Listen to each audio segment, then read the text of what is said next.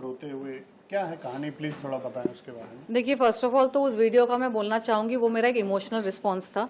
बहुत सारी घटनाएं घटी है मेरे साथ पिछले 5 साल में। मीटू के बाद अजीब अजीब घटनाएं, संदिग्ध चीजें मेरे आसपास होने लगी थी और मुझे थोड़ा वक्त लग गया समझने में भी कि ये हो रहा है। क्योंकि कभी कभार क्या होता है, जब अजीब अजीब चीजें होती है, जैसे लोग फॉलो कर रहे होते हैं, तो आप इमीडिएटली आप कंक्लूजन नहीं करते हैं कि हाँ गुंडे फॉलो कर रहे हैं।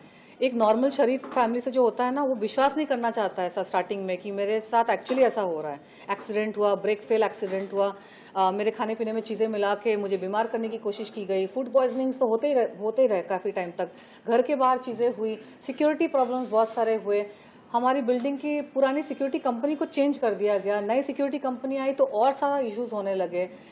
बहुत सारी चीजें हुई, इतनी सारी चीजें हुई है ना कि मैंने अपने आप को बहुत संयम से एकदम बैलेंस करके मेंटेन किया। क्योंकि मुझे इनिशियली तो मुझे समझ ही नहीं आया, तो मैं तो एकदम सुन्न हो गई कि मैं समझूं पहले मेरे साथ क्या हो रहा है, फिर मैं रिएक्ट करूंगी। और मैं आध्यात्म की राह में हूँ। मेरे आध्यात्म में हमारा जो मेडिटेशन का पाथ है ना, हमको ट्रेन किया जाता है कि चाहे आपके आसपास कुछ भी हो रहा है, आप स्थिर रहिए, रिस्पॉन्ड नॉट रिएक्ट।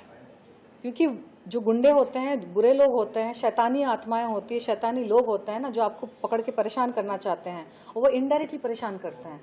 आजकल डायरेक्टली आकर कोई अंडरवर्ल्ड के गुंडे या लोग या कोई आपका अगर पर्सनल भी कोई दुश्मन होगा ना, वो हमेशा पीछे वार करेगा। आपने नोटिस किया, दुनिया नोटिस करे, आजकल कोई सामने ऐसे आकर वार नहीं करता है, वो पीछे से कांडी करेंगे, पीछे से कुछ खराब करेंगे आपका काम, ताकि आप मेंटली साइकोलॉजिकल टॉर्चर हो जाए, आप डिप्रेस हो जाए, या फिर आप परेशान होकर आप यहाँ भागे वहां भागे।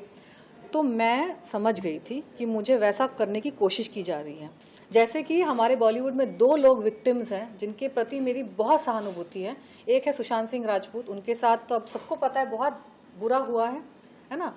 उनको परेशान किया गया था, उनको अलग अलग तरीके से परेशान किया गया था।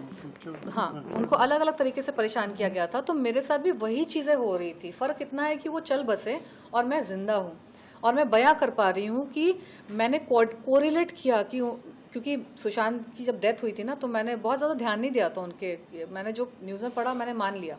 लेकिन जब मेरे साथ घटनाएं होने लगी ना, तो इनिशियली तो मैं एकदम सुन्न हो गई कि ये क्या हो रहा है, सच में हो रहा है कि मेरे मन का वहम है। उसके बाद मैंने ना फिर सुशांत का केस मेरे माइंड में आया, भगवान ने बात डाली कि तुम रिसर्च करो उसका केस। तो मैंने उसका पूरा आर्टिकल उसका सब कुछ, जो लोग कह रहे हैं, मीडिया के क्या कह रही हैं, उसके आसपास के लोग क्या कह रहे हैं, सीक्रेट फोरम्स में भी बहुत सारी बातें होती हैं, ऑनलाइन अनऑफिशियल फोरम्स में भी रूमर्स क्या है, सब मैंने पढ़ा। तो फिर साथ गलत हुआ है सुशांत के साथ, तो वो मैंने कंसिडर किया। फिर एक और लड़की है पूजा मिश्रा करके, उसके साथ 15 साल से इस तरह की कोई घटना घट रही है, कुछ लोग उसको परेशान कर रहे हैं, जिसकी वजह से उसने अब थोड़ा सा अपना आपा खो दिया है। लेकिन वो वैसी नहीं थी। 15 साल पहले की उसकी वीडियोस देखो, उसका काम देखो, वो बहुत स्थिर लड़की है, इंटेलिजेंट लड़की है, अच्छे फैमिली से है, वेल स्पोकन है, अच्छी है वो, उसको इस हालत में कौन लेके आया? और वो उसके साथ क्या हुआ, वही हुआ। अलग अलग लोग उसको परेशान करते थे, अलग अलग जगह, अलग अलग वो भागती थी पुलिस के पास, यहाँ कंप्लेन करिए इसका, कितने तो पुलिस कंप्लेन उसने की है।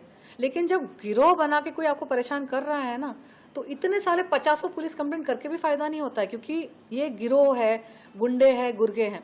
तो मैंने दोनों का मैंने देखा और मैं समझ गई कि ये लोग क्या करना चाहते हैं मेरे साथ। तो मैंने क्या किया, मैं बिल्कुल ही एकदम घोड़े को होता ना, घोड़े के हाँ, फोकस में हो गई।